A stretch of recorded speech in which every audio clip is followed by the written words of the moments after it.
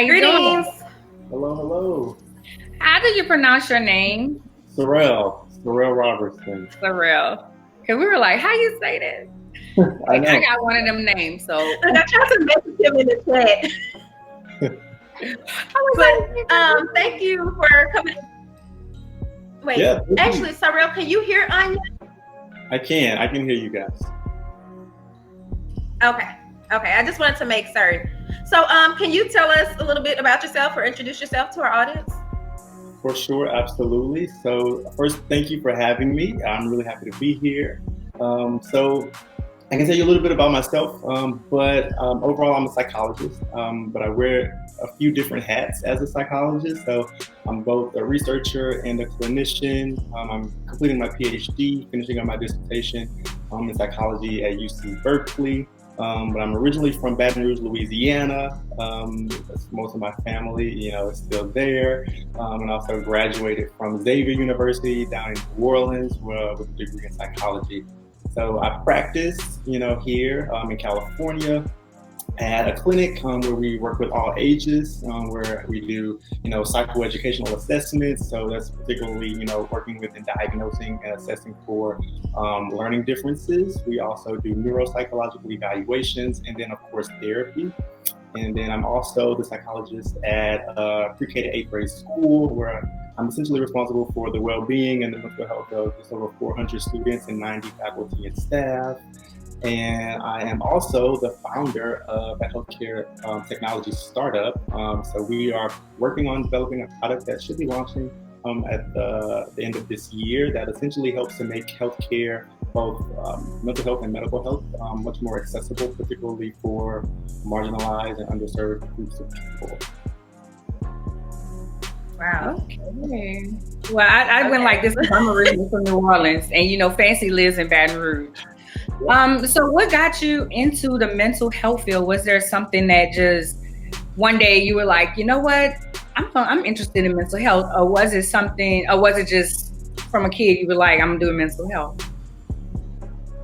Yeah, no, it definitely was not as a kid. I went through so many different options as far as careers that I wanted to pursue, and it wasn't until undergrad, Xavier, when I was attending Xavier, that I actually took an intro to psychology course. I didn't start out as a psychology major. I initially just wanted to be a pediatrician, or either a pediatrician or a neonatologist, but I realized that I didn't really enjoy being hospitals or doctor's offices. So it wasn't until I actually took, a psychology intro course, and I kind of fell in love with it from there. I felt like it, provided all of the theories that helped to explain all of the questions that I had about how people think, why people do what they do, and how they behave. So it was really eye-opening, and it just helped to explain a lot of the questions that I had.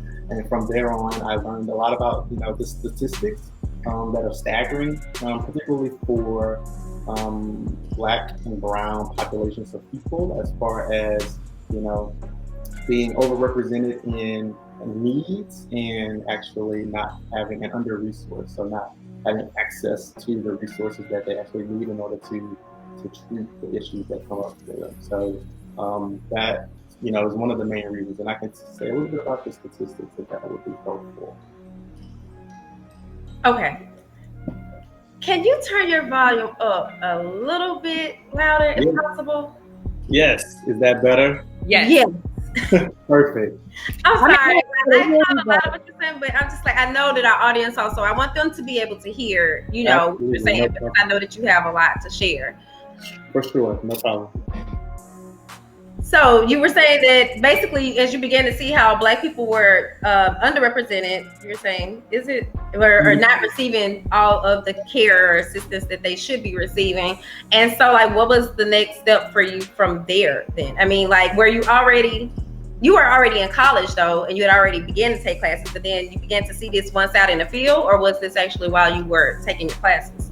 Yep, so it was more so in my coursework, and then from there I, pursued different research opportunities while I was in undergrad to figure out and to kind of determine which route I wanted to take, because there are so many different, areas within the field of psychology that one can go into. So I needed to figure out if I wanted to just be a researcher or only be a clinician. So I needed to figure out which route I wanted to take. So from there, that led to more opportunities to actually see on the ground the disparities. And then also from a research side too, just the more I learned, the more I realized that, this is incredibly important work, and that, it's so necessary. And we need more people who look like me, who look like us, to work in this field in order to make mental health much more accessible for people. So, our topic for tonight is Black men and mental health. Right now, you hear a lot of people saying defund the police, and I didn't understand what it meant at first. And it was saying, have psychiatrists, have counselors and therapists go out and talk to these people. So, what role does that play, mental health, in the defund the police, Black Lives Matter movement, like that whole situation? Yeah, so that's a really good question. So when folks talk about defund the police, it really comes down to, decreasing the amount of funding that is allocated for to policing individuals, and increasing the amount of funds that are allocated for mental health services, for for social support, for wraparound services for children, for families, so that we are working much more upstream and helping to not only, criminalize folks and to punish them for the mistakes that they may make, but also to reduce the likelihood of them doing so, right? To give them the services and the support that they need in order, in a much more holistic and comprehensive way.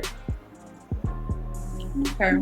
So what role does that play in well, I guess you did answer that with the Black Lives Matter movement. So I know it's important, but do you think that is necessary? Like, your own opinion, would it help? Yeah, absolutely. So particularly related to, the Black Lives Matter movement. One of the demands that this movement is really asking for and calling for is to decrease the violence that impacts our community, right? And in order to do that, we really have to begin to shift the focus away from policing people of color, and more towards supporting them, right? And to including more access to resources in our communities. So for that reason, I absolutely, do think it's incredibly valuable that we begin to shift the narrative and the focus of the conversation and the intention from policing to protecting, and also to supporting communities that need it the most. And I was trying to capture that quote. I like that what you said, support, like switch from the policing, wait, how did you put it? From policing to supporting, which I think is a really, I think that's really good, because I've already said I kind of agree more with it, but especially being that you're in California, it seems like, you all have more opportunity for those type of ventures. But I don't know, is it also being called for, like, within anywhere close to you? Like, is that a possibility of that happening? Definitely. So, absolutely. So I know Oakland is kind of leading, one of the areas in the country that's kind of leading those initiatives. And I have seen other examples that have popped up where there has been movement in shifting the focus away from the policing to support, and that has been ongoing, and I think it will continue to be an ongoing cause, an initiative, until there's enough political will behind us to do so. But I'm hopeful, I have seen progress, but I do think that we have to continue to push and to advocate for it. So now also, of course, because we're supposed to be discussing Black men and mental health, but also I think maybe Arnya went with that question first, because of course it is, and I'm actually, because I was reading a study tonight about how Black women are kind of just stereotyped with Black men. So people are actually kind of missing the fact that Black women are, suffering from just as many injustices at the hands of the police. So, but I don't want to go into that just yet. But my point is that because it is a lot more Black men seeing, like, a lot of times after these incidents occurred, and we discover, like, hey, that person really had mental health issues. So what are some statistics? Because it still seems like Black men, as ironic as it is, like Black men still are not just embracing this whole mental health thing. Like, oh, I really want to go to therapy. Like, what do we need to say, or how is that looking from your perspective? Also, and I like the fact that you are on the West Coast, so you know what the South is like, and I think that you probably can see some difference in the mindsets there. So I kind of wish you just tell us a little bit about that, and also just a little bit about how are things looking thus far? Are Black men stepping up more? Are they actually pursuing therapy and so on? Yeah, that's a really good question. So just before I go into that, I think I can give you some context about kind of the statistics. So we know overall, and this is all Americans, 1 in 5 Americans either currently or will suffer from mental illness at some point in their lives. And then African Americans in particular are one of the least likely groups to seek and to ultimately complete treatment. And it's not because we don't necessarily want to, but because of racism, right? Some socioeconomic and environmental factors, distrust in the healthcare system. All those reasons are essentially barriers to accessing treatment, to feeling comfortable, to feeling safe enough to reach out for support when we need it, right? So because of that, we tend to be 20% more likely to be diagnosed with a mental health disorder. And then, however, of that 20% that actually are diagnosed, only about half actually access treatment. And what that looks like, we know that, from a mental health perspective, that sometimes hurt people end up hurting other people, which then further perpetuates. Right. Yeah. So it, further perpetuates mental health issues in our community, and then continues this perpetual loop, this perpetual cycle of mental health issues that are then possibly passed down from one generation to the next, right? Right. So it becomes a part of, the family. It becomes a part of, the relationship, which then kids observe and then pass on and exhibit or demonstrate themselves. So, especially men in particular, I think we are often taught in the way that we're raised to kind of keep our problems close to us out of fear of being labeled or further demonized as inept or weak or inadequate. So all of those reasons. And then when we do access treatment, when we do reach out for help, there's the cultural competency piece where, the clinician, the therapist, the psychologist, again, because there's such a lack of Black and brown folks who are in mental health, that it's oftentimes hard to find, a therapist or someone who you kind of connect with, who you can build a rapport with, who you feel like is safe, and who just gets it without you having to explain everything, and maybe your language and your lingo or your background. So that can also be another barrier. But to answer your question, I also think now I'm hopeful because I am beginning to see progress in not only people of color, but men as well, reaching out for support more so. And I think that it's a combination of several different factors, including just people being more aware of mental health, and and people being generally more open to it. We're beginning to see it pop up on television shows now. So I know, like on Insecure, Issa and Molly talk about mental health, right? So it's more familiar to us, which makes it seem much more accessible to people, to our communities. So I love that, and I do think that that's making a difference. And I think just over time, as we kind of let go of kind of the negative, the stigma that has been associated with mental health, more so we're becoming much more open. And there also are, more websites that are out there. I know, like Therapy for Black Girls. I recently partnered with Therapy for Black Men, where I'm listed on their directory. And they actually are offering this month free therapy for unemployed and uninsured Black men. So I think, having the resources, the awareness, and then more representation and talking about it in the media have all worked in tandem and in conjunction with each other to ultimately make people much more open to it. One thing is, I'm sorry, Fancy, go ahead. No, you can go ahead. I'm noting some too. Oh, I was going to say one thing that our audience knows is Fancy and I are very vocal about mental health and our going to therapy. I'm actively in therapy. We're both actively in therapy now, you know. That's great. I'm sorry, what you do that for? No, I just hit me because I was like, I actually text my therapist about 4, so I'm like, we still good for Let's make sure, because I think she'd be forgetting my appointments. But I'm like, hey, I ain't nothing wrong, but I just need to talk to you. So yeah, we are very big advocates of therapy. Very. I lower it down now. I'm just going once a month, but then I'll bring it back up as I need to. And I told her, look, I'm going, if I need you, I know how to find you. And I find that my breaks in therapy, you know, it makes me run back to therapy. If it's just to talk to somebody about just stuff, you know, we find it. But I find, as you said, well, men play this masculine role, and there's never been really a space for them to be vulnerable, you know, until now. Now we're like, we want to know your feelings. We want to know how you feel. We want to know these things. And a lot of them are like, well, I ain't ready to give you all this yet. You know, my nephew, when he lived with me, I knew that he had some things going on, and he had to meet with a psychiatrist in order to be diagnosed with ADHD. And he himself was like 8 or 9, and he himself was like, I'm not talking to that man.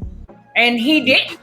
He didn't. So it's like from a young age, he was already groomed that you don't talk out. And in the Black households, you don't talk about what's in my house. This is what's in my house. When in actuality, when we release it, and even being able to call a thing, you know, I see a lot of people been posting online the actual villain in the show, but the real villain, you know, was the parent. We're not talking about that emotional abuse from that. We're not talking about how a young lady might be getting mentally abused by her mother, and then she meets a man who does the same thing, and he's not. She hasn't put together that is emotional abuse. You know, because mama talked to me stupid and cussed me out, and then she loved on me, but she loved me. You know, thank God my mom never cussed me, but I'm just saying, you know, so how do we break that cycle? How do we call a thing a thing? How do we get to those people who actually need it but won't seek it because of the stereotype, although it's in the media, although different things. I mean, you don't have to tell everybody you go to therapy. I don't care about telling people I go to therapy, but you don't have to tell people therapy. Go ahead. Sorry. Yeah, that's a good question. So how do we kind of break through, you know, the stigma and the stereotype and the generational kind of misunderstanding that we have, especially when it comes to kind of the cultural differences that are associated with our community, and that we like to keep it in the family, and you know, and without sharing too much. So I think what you guys are doing is perfect. I love that you talk about your own therapy journeys, and I think the more that we talk about it, the more, you know, people will become more comfortable with it, and more open to that idea. And then also just having the language too. So, you know, if you are learning, you know, nuggets here and there, things that are working from your own therapeutic journeys, you know, dropping some gems every now and then with people, and letting them know that, you know, well, my therapist actually shared this with me. So making it kind of a part of, you know, table talk, a part of the conversation, and sharing with people that what you're learning has been hopeful, that, yes, support from your family and having those conversations with friends and family, that's important too. Having a solid social support system is always important, right? But it also helps to have someone who has some training and some background and expertise in some of the issues that may be presenting themselves. Yeah. And I always say too, like, because I've had people be like, oh, why you just can't talk to me? But like you just said, this person, this is what they're paid to do, you know? And I could sit there for an hour and just talk about me and whatever in the world, you know, like you can barely get people to even listen to you or reply to a text message, you know what I mean? So like to just really have that there. And I think a lot of times, and it's kind of crazy, but I mean, I don't even know why I just kind of made me think about me and going to the strip club and then being like, I just like to go in there and talk to somebody. Well, you can go talk to a therapist, you know, and you might can even get it on your insurance or something. Because then y'all know, like I have my history there, so I'm like, it just really hit me that a lot of people really would sit in there and tell you their whole life story. So why not go to a therapist, you know? And then actually that's somebody that's under contract because they're strip or not, you know what I mean? So like, hey, I just really wish that Black men would embrace it. I know I just asked someone the other day, and at the time they didn't know that I was in therapy. So their first response was like, basically like, hell no, you know? And I'm like, there's nothing wrong with it. Actually, you would be more attractive to me if you were in therapy. So I know that you're really working on yourself the way you claim, because it seems like men think working on themselves consists of, you know, building wealth or whatever, you know, but not really taking the time to say, hey, there are some beliefs and thought systems that I might need to change. And actually, even as you all have been saying this about just the Black, well, just kind of like how within the Black family, we often have this whole don't discuss our business outside the house. And it made me just in that instance think of two personal, you know, family relationships, whereas I really think these kids might really need to be in therapy. But again, you know, the parent mindset is, oh, we don't talk about this outside the house. I've even asked my son if he'd like to go to therapy, because I know that he and I kind of still struggle with communication. And I think that it would be good for him, you know, to just really sit and talk to someone and get it out with someone. So those are just, you know, just some little nuggets. But also I think even what you're saying, so basically we need to normalize talking about this. And I do see that is happening, because it seems like before the whole concept of not going, and also Anya, when you were describing that situation, you know, about like the mom that curses the kids out or however, you know, mistreats you, and then the man mistreats you, or it could be vice versa, but people, it's become normalized to them, you know, so they then just think that that's how they're supposed to be treated. So, and even what you said, Cyrell, about like learning the languages, like I think that, because I see people picking it up, so I do see some progress within this, but it's still more so the women that's more so pushing it. So I don't know, I just wanted to know that. And I don't have in there, but just you put things out of me when you were speaking. So. I know when I date guys, I'm open about, I go to therapy. Oh, you go to therapy? What's wrong with you? Nothing now. Nothing right now anyway. But yeah, I go to therapy, and in a marriage, I'm going to want to go to family therapy. I'm going to go to marriage therapy. Yeah, I think that's such a good point. And, you know, oftentimes that's another reason why people have been hesitant to reach out for you know, mental health services, is that because it, you know, they thought that it was an automatic association that, you know, that there's something wrong with you, or you know, or that you're crazy, right? But when that isn't the case at all, right?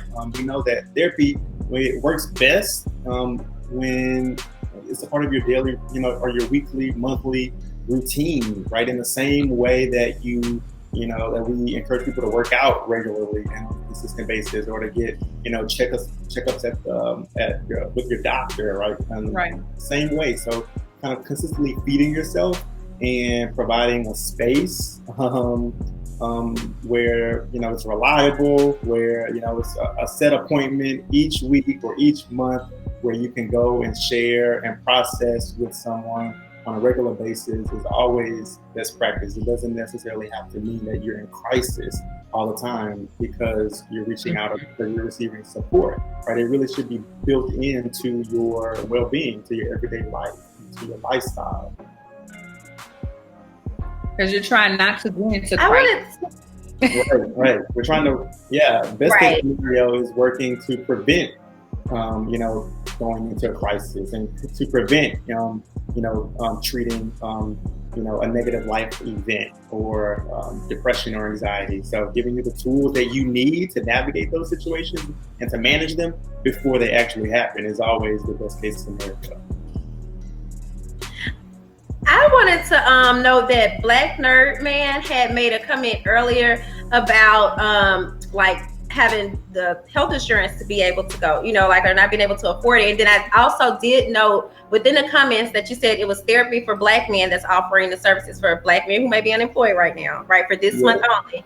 Okay, so that's in the notes. But the thing was, just when he made that comment, it made me think about how oftentimes, and I'm not saying it's the easiest for women to get healthcare, but like especially if you're within a more marginalized community, then there are more benefits, set up. So even if you're pregnant, then you can get. And I'm not always saying that, and I don't know if therapy is always attached, but it seems like it's so hard for Black men in general when they are, down and out or just at a disadvantage, to be able to get any type of assistance. So I think, what do you think that also kind of play a part in that, I don't know, disconnect there, or, them not going to therapy as much? Absolutely, for sure. Yeah, I mean, and I think that goes back to some of the systemic barriers that are associated with accessing treatment in an equitable way.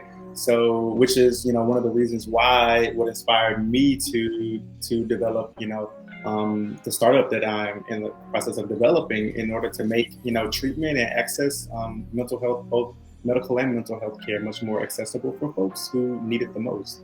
But it definitely plays a role. Oftentimes, not oftentimes, but it's pretty common that folks reach out to me that the financial piece is a concern. So being able to work with them either through therapy for Black men or using a sliding scale is also another option if insurance doesn't cover it. Right. So that's just. There should always be options in different ways to make it accessible, especially for people who have historically not had equal access to this type of support. Right. I know that some jobs you can check your EPA. Is it EPA or EAP? Mm-hmm. Something like that. You can check that. My therapist was like, "Girl, see, so you can get your free services." I was like, "Girl, I ain't worried about that. Here, I'm gonna give you this $15." And I'm blessed that both of my employers have that program. So, if they're concerned about the mental health, especially now, a lot of employers are offering mental health services. But again, it goes back to those who don't have employment, and I know in Louisiana they cut a lot of the mental health services and different things, which is not good. It's just mental health. I know we still have some work left to do in order to make it, to provide the same level of support that medical health care receives or provides for folks. But we're beginning at, we've seen a lot of progress over time, but, we still have a lot of work to do because it shouldn't be, I don't think that finances or whether or not your job covers it or not should ever be a reason why someone can or can't access mental health support and services. So again, I think it goes back to the political will, right, for the government to essentially to supplement and to make this accessible for folks if your job doesn't provide those services for people. Okay. Anya, did you have any other questions? So is there a place, like if they can't get therapy for Black men this month and maybe they have they go through something next week, what is some things that they can, I don't know, something that they can possibly do if they just feel like, oh, I might just need to talk to a therapist, but I don't have the access. Is there a site or something that they make it go to? What does that look like? Like, for me, I've therapy for Black women. I've listened to her podcast and it helped, and it works. And being in therapy for so many years, I always just know what to do whenever I need, whenever I'm feeling anxious or feel like I'm going down that road. But is there anything like a safe place for a man? Because there's a difference. Women are always, and no offense, to me, women just seem more open to things more than men. Men are kind of like, and Fancy, you alluded to it too. Like they're kind of like, no, I'm not doing that. But a woman to be like, you know what, that's gonna help me. Let me go. We're more like, let me figure this out. What the hell is wrong with me? Because I'm not living my life like this. Whereas a man would be like, oh, I did the work, but no, you didn't do the work. You thought you did the work. So is there anywhere that you'll just, Yeah, so a few things come to mind, and I can give, some tips that people can use, like some coping strategies that they can use. And then also, fortunately, the resources are limited out there as far as, other than Therapy for Black Men, which I'm a part of, therapy for Black girls, that was one of the reasons why I decided to create, my own startup to fill that gap and to meet that need. But I would say, reach out to the people around you as far as, the safe space, right? Again, as men, we tend to want to keep everything to ourselves, especially if we're hurting or in pain or if we need help. Right? We try to solve it all on our own. But just encouraging folks to reach out to, people that you trust, to mentors, to older people in your family. If you're a part of a church community, right, reaching out to people in your church. So using your built-in network that you have in order to get the support that you need. If for any reason you can't access, mental health services from a professional.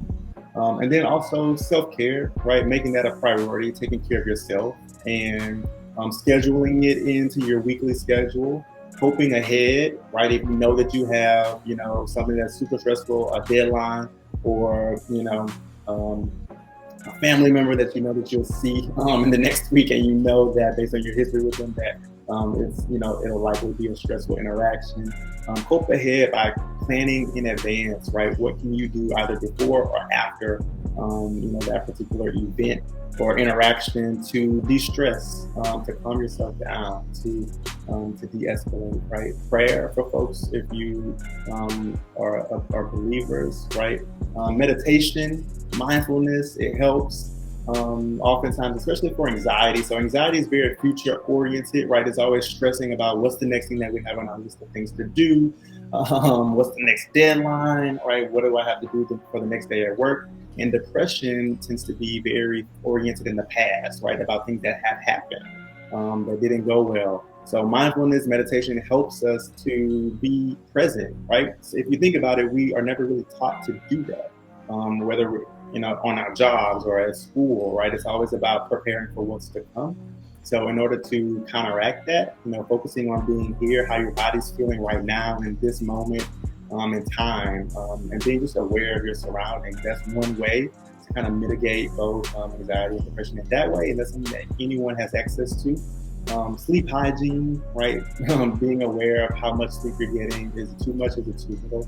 Eating a balanced diet. So all of the things that we know that we should be doing, but oftentimes, when we're stressed out or overwhelmed, all of those things drop down to the bottom of our list of priorities. One thing I know, I told someone, I said, if I don't get enough sleep and I eat a lot of sugar, it is hell. But whoever, because that mood is, listen, I have to drink my water. Yep. So, are there any closing thoughts that you'd like to leave us with? I know you said that the app, you're expecting it for it to be out later on in the year, but there any type of way, like is there an email list or something for people to sign up ahead of time and stay in the know, where can they find you at? So for now, I think, so either my social media, so my Facebook or my Instagram is likely the best way to stay updated. That, my followers will likely be the first group of people to find out about it once we're ready to release it before it goes out to the press. So definitely follow me at Cyrell Robinson. It's just my first and last name on there so that you can be the first one to know about it when we're ready to release it. But I'm excited about it, and I think that it'll be hopeful for a lot of people. We're gonna have you come back on and discuss it when it drops, right? Absolutely, right. Absolutely. I will definitely be back to talk a little bit more about it. So. We talk about mental health, honey. We like, and self-care. Glad you said that because we always talk about ways of self-care and things like that. That's one thing I love about this platform that we have. That this is what we try to focus on things that we need in the Black community. So. Absolutely. Well, thank you. Thank you for joining us. Thanks for having me. And I'll be back. Seems like I'll be back. All righty. Talk to you later. Okay. Take care.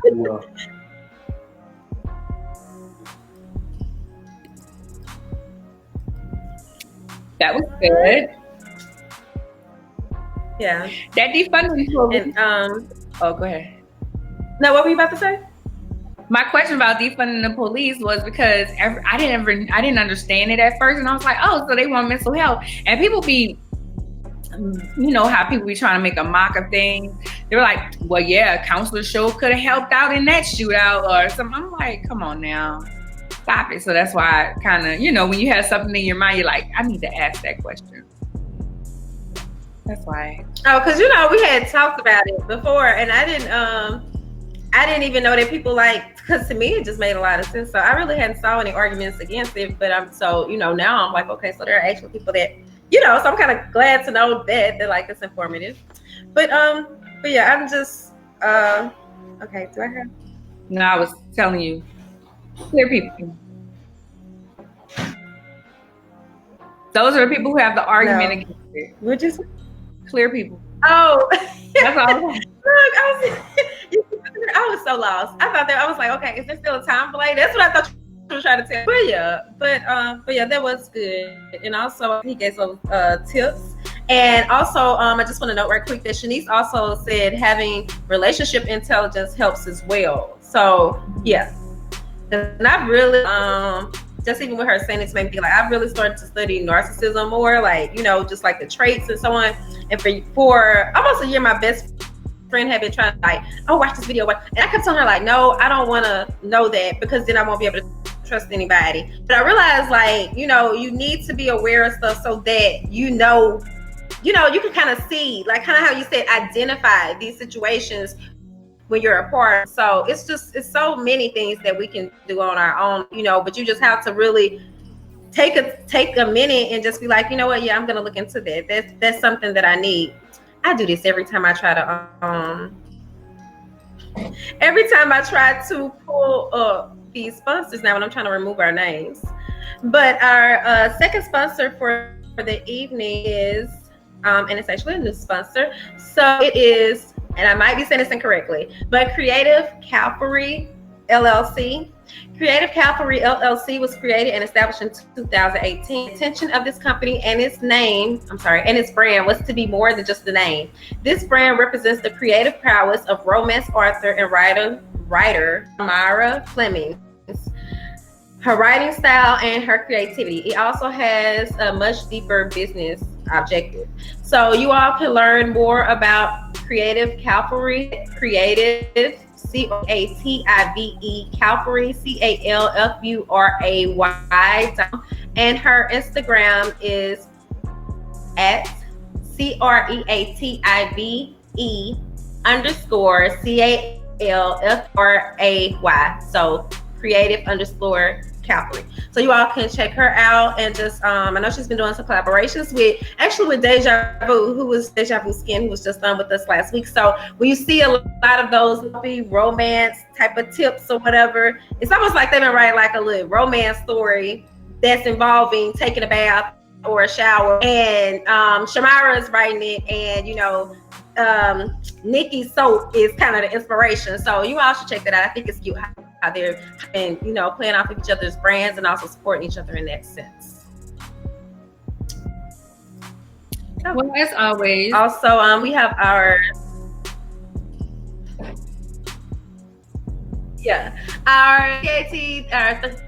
theories and thoughts, never thirsty tumblers are still on sale in the Swagger Magazine store.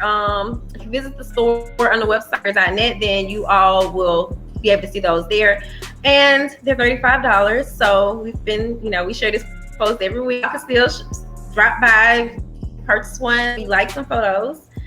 And then as far as for the magazine itself, we are still offering our Black-owned business directory listing for a year for $90. So that's $30 off because it's $10 a month. But you go ahead and pay out for the year, then it's just $30, and it's located on the Swagger site. And I'm not really sharing all our news just yet because I realize I want things to be more in place before I announce them. But I do think this is a great opportunity to take advantage of because we have something else that's going to be following that. Okay, tonight I am wearing Black Men Make Me Smile. This is not my brand, but you can keep up my brand stuff. Black men make me smile. I like to wear this out. I live in kind of a mixed area, and I went to Walmart, y'all, and the black men smile whenever I have it. So I like to. That's a part of mental. They see that they're being supported. They tend to smile a little bit. But you can find me, Lady CEO LLC, on Facebook, at Lady CEO, on Instagram, Lady dot CEO, and on Twitter, I'm _A_ Lady CEO. Remember, I it's not a Y, it's the I. I have Lady CEO Media on YouTube. I also have Miss Things Boutique, Miss MZ THANGZ BOUTIQUE.com. So it's Miss Things Boutique. I have other different shirts. I just wanted to show this one because, you know, we're talking about mental health, and I feel like just support makes you more mentally healthy. So yes, that's all I have. Oh, and A Lady and Her Wine. I debuted a new logo for A Lady and Her Wine today that I absolutely adore. A Lady and Her Wine. Don't forget I sell wine. So that's it. That's all I have. Anything else, Fancy? I just want to know if anybody is interested in the directory. There's Shanice, who is often like, you know, on in the comments watching the show. You all can get with her. Shanice has been making some sales today, so you know, get with Shanice if you have more interest. I mean, you know, questions or anything about the directory or any other services that the magazine may offer. So I also just want to shout her out because I saw them in the group, and I was like, when I saw something about a gold mine, I was like, okay, but I didn't actually go into it and see. So I just want to take a quick minute and recognize Shanice and all her hard work and for being with us for a while. And yeah, that's basically everything that I know of. So we'll see you all next week. And do we have a topic already? No, we're like, sorry, a week behind. All right, well, bye y'all. Peace and blessings.